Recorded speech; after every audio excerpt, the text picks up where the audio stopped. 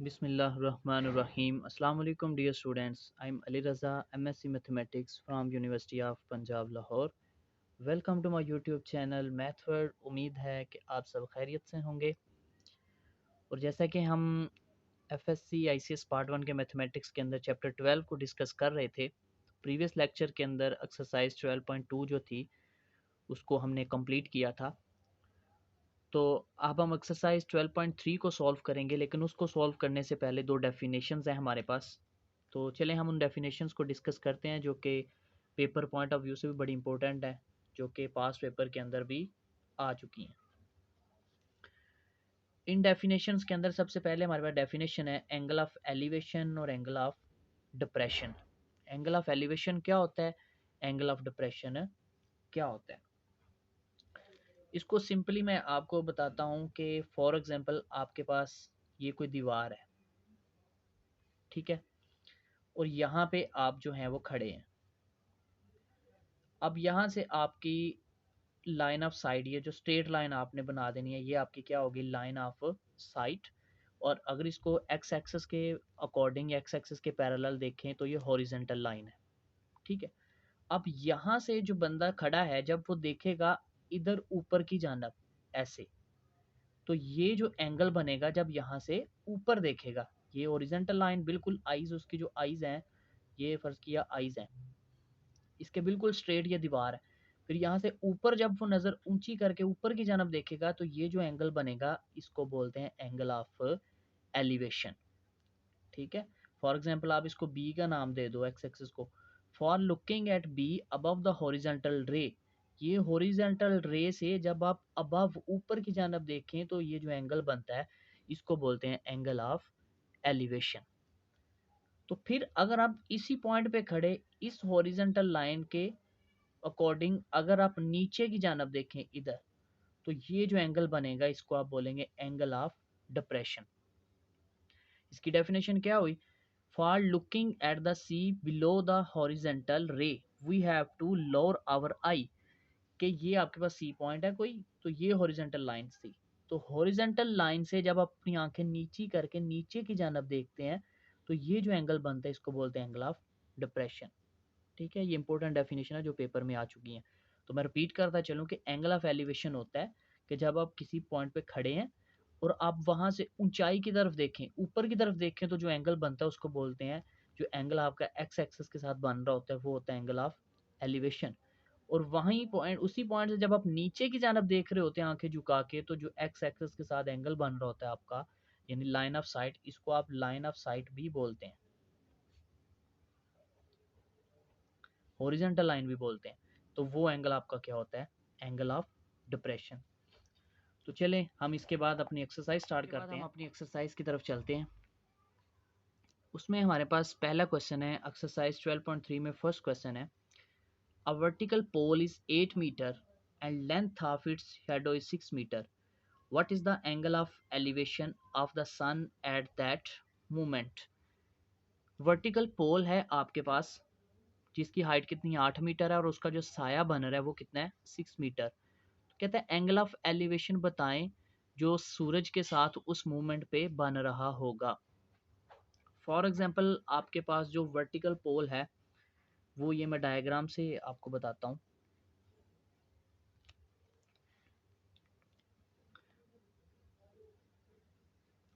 ये आपके पास आ गया वर्टिकल पोल है, ये कितना है, 8 मीटर इसकी हाइट है, ठीक है। ये आपका क्या है, पोल है। अब ये आपका वर्टिकल पोल है, तो ये इस तरफ इसका क्या बन रहा है, शेडो बन रहा है। शेडो उसने कितना बताया, 6 मीटर। तो इट्स मीन कि आपका जो शेडो है वो कितना है, 6 मीटर। आपका जो शेडो है वो बन रहा है 6 मीटर, ठीक है। आपका शेडो कितना है, 6 मीटर है। अब कहता है कि ये आपका पोल था, ये उसका साया था, तो यहाँ पे कहीं आपका सूरज हो सकता है, ठीक है, ये आपका हो सकता है सन। अब यहाँ से ये जो है, यहाँ पे अगर कोई चीज़ बंदा खड़ा है या इसका यहाँ पे साया ख़त्म हो रहा है, तो ये जो एंगल है, एंगल ऑफ एलिवेशन क्या होता है, नीचे से ऊपर की जानब। तो ये एंगल फ़र्ज़ किया थीटा है, तो कहता है ये फाइंड करके दो कि ये एंगल कितना होगा, कि जब एक पोल 8 मीटर लंबा पोल है, ठीक है, उसका साया 6 मीटर है और उसका एंगल ऑफ एलिवेशन क्या होगा, तो ये एंगल आपने फाइंड करना है। तो फॉर एग्जांपल आप लेट कर लो कि हमारे पास रिक्वायर्ड एंगल कितना है, थीटा।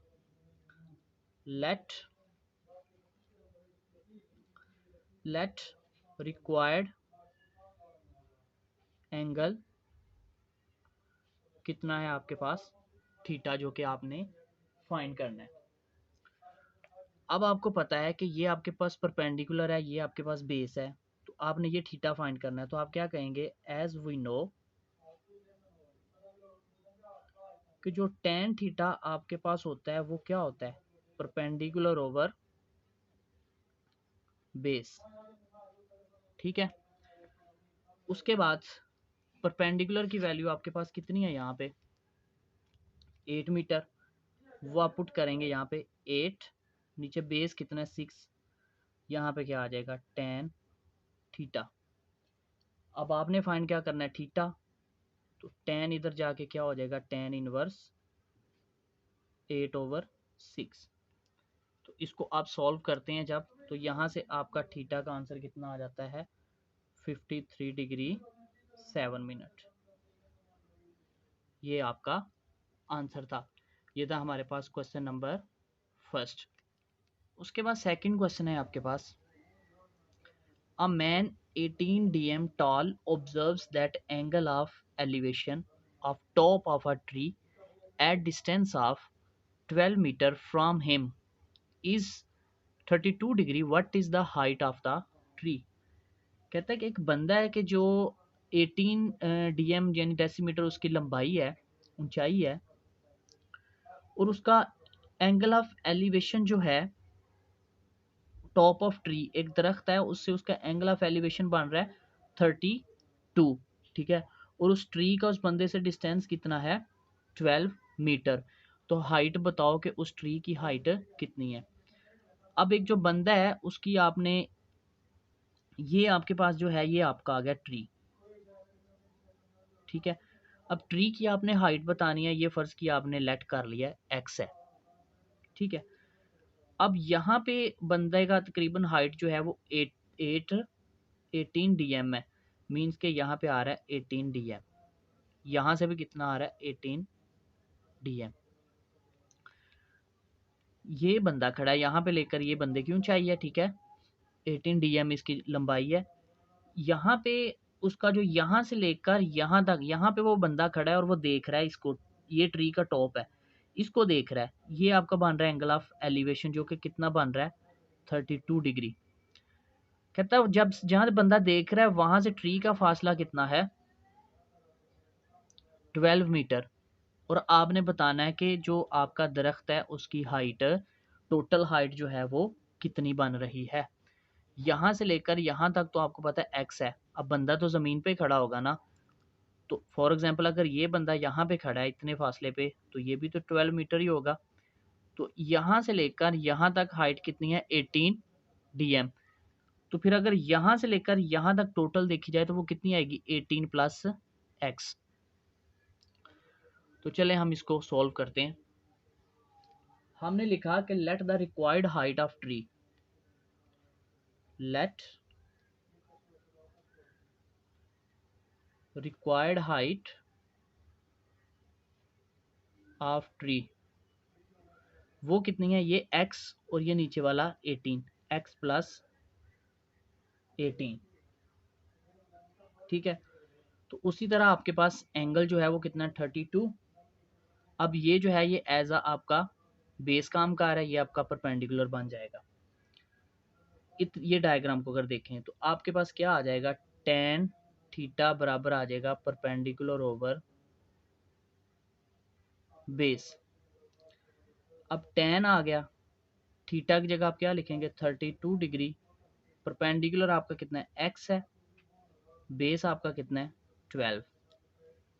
यहाँ से आपने x फाइंड करना है तो 12 इससे मल्टीप्लाई हो जाएगा, तो x बराबर आ जाएगा टेन 32 डिग्री मल्टीप्लाई 12। तो यहाँ से जो x का आंसर आएगा आपके पास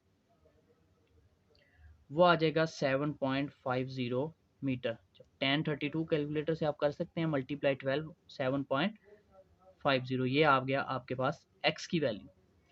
अब यहाँ पे आप x की वैल्यू पुट करेंगे तो आपको टोटल जो हाइट है वो मिल जाएगी, क्योंकि ये यहाँ से लेकर यहाँ तक तो x है ना, तो हमने यहाँ से लेकर यहाँ तक फाइंड करनी है। तो ये इतनी इतनी 18 है, यहाँ से यहाँ तक x है, तो टोटल क्या हो जाएगी x प्लस 18। x हमारे पास नहीं था, वो हमने फाइंड किया है। अब इस x की वैल्यू यहाँ पे पुट करेंगे तो हमारे पास टोटल हाइट आ जाएगी। तो हम क्या लिखेंगे, हाइट ऑफ ट्री, वो कितना आ रहेगा, x की जगह आप क्या लिखेंगे 7.50 प्लस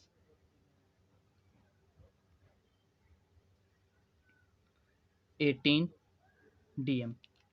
अब जो 18 आपका dm है ना, इसको आपने मीटर में चेंज करना, तो आप इसको ये मीटर में जब चेंज करेंगे तो ये आ रहेगा 7.50 प्लस 1.8 मीटर, और इन दोनों को जब आप सम करेंगे तो आपके पास आंसर आ जाएगा 9.3 मीटर। ये थी आपकी रिक्वायर्ड हाइट ऑफ ट्री। ये था हमारा क्वेश्चन नंबर 2। नेक्स्ट क्वेश्चन है question number 3। At the top of a cliff 80 metre, एक चट्टान है जिसकी हाइट कितनी है 80 metre. The angle of depression of a boat, 80 metre height के ऊपर एक बोट है जिसका angle of depression, angle of depression क्या होता है, जो ऊपर से नीचे की जानब बने, is 12 degree. How far is the boat from the Cliff, तो ये बताना है कि वो जो बोट है वो उस चट्टान से कितने डिस्टेंस पे है। अब ये आपने फर्ज किया, ये आपके पास हाइट आ गई है, ठीक है, हाइट ऑफ क्लिफ कितनी है, ये वो कितनी आ गई 80 मीटर। उसके बाद यहाँ पे आपकी कोई बोट है जो इधर जा रही है, ठीक है, यहाँ पे आपकी, तो उसका ये जो कहता है उसने एंगल ऑफ डिप्रेशन बन रहा है, वो कितना बन रहा है 12 डिग्री। ये ऊपर से नीचे की जाना बनेगा ना यहाँ तक, और अगर ये आपका जो एंगल बन रहा है ये 12 डिग्री है, तो आपका ये एंगल भी क्या होगा 12 डिग्री होगा, ठीक है। अब इसको आप नाम भी दे सकते हैं ए बी और सी। अब कहता है ये फाइंड करो को इस हाइट से लेकर यहाँ तक जो ये डिस्टेंस है आपका, जिसको आपने एक्स नाम दिया, ये आपने फाइंड करके देना है, ठीक है, कि वो जो चट्टान थे आपकी जो बोट है उसका डिस्टेंस कितना है, ठीक है। अब आपने लिखा कि boat from the Cliff, boat from Cliff, ये कितनी आपकी बन जाएगी, ठीक है, ये आप यहाँ तक ले जाएं, यहाँ तक इसके इक्वल ले जाएं, ठीक है। अब ये आपका डिस्टेंस कितना है जो आपने फाइंड करना है, वो है x, जो कि आपने फाइंड करना है। अब देखिए ये परपेंडिकुलर है, ये बेस है, ये आपके पास एंगल है, तो आपको पता है कि आप क्या लिखेंगे, tan थीटा किसके बराबर होता है, परपेंडिकुलर ओवर बेस। आपके पास वैल्यूज़ गिवन है, वैल्यूज़ फाइंड करो। आप लिखोगे tan 12 डिग्री, परपेंडिकुलर कितना है 80, बेस कितना है x। x आपने फाइंड करना है, तो ये इधर ले जाएं, ये चीज़ इसके नीचे आ जाएगी, तो x बराबर आ जाएगा 80 ओवर tan 12 डिग्री। तो यहाँ से जब आप इसको डिवाइड करेंगे तो x का आपके पास आंसर आ जाएगा 376.37 मीटर। ये यानी कि इतने डिस्टेंस पे आपकी बोट मौजूद है।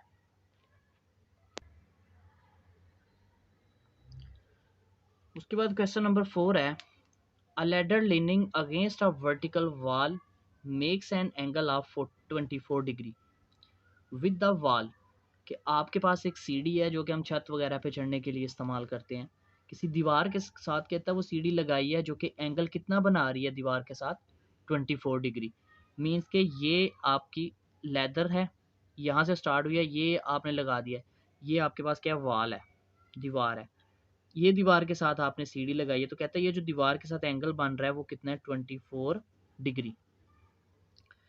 उसके बाद its foot is 5 metre from wall, ये सीढ़ी के पाँव थे, ठीक है, तो कहता है ये जो पाँव है इसके इस दीवार से कितनी दूर है 5 मीटर, ठीक है। तो आपने फाइंड इट्स लेंथ, तो आपने ये एल फाइंड करना है, ठीक है, ये आपने सीढ़ी की लेंथ फाइंड करनी है। तो चलें हम क्वेश्चन को सॉल्व करते हैं। लेंथ ऑफ लैडर कितनी है, लेंथ ऑफ वो कितनी है, एल आपने फर्ज कर दिया। अब ये एंगल आपका कितना है, 24 डिग्री। अब आपने क्या करना है, क्योंकि आपके पास जो है ना,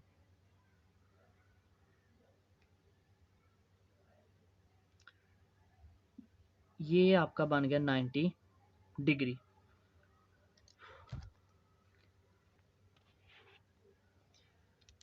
अब देखा जाए तो ये आपका बेस है, इस एंगल से आपने चेक करना है ना, ये जो एंगल है ये आपका बेस है, ये आपका परपेंडिकुलर है, ये आपका हाइपोटेन्यूज है।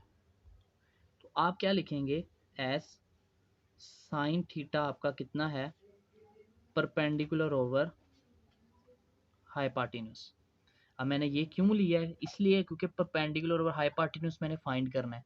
परपेंडिकुलर मेरे पास था तो इसका जो एंगल बनता है वो साइन बनता है। अब वैल्यूज पुट करो, साइन थीटा की जगह लिखेंगे 24 डिग्री, परपेंडिकुलर आपका कितना है 5, हाइपोटेन्यूज आपका क्या है एल, जो कि आपने फाइंड करना है।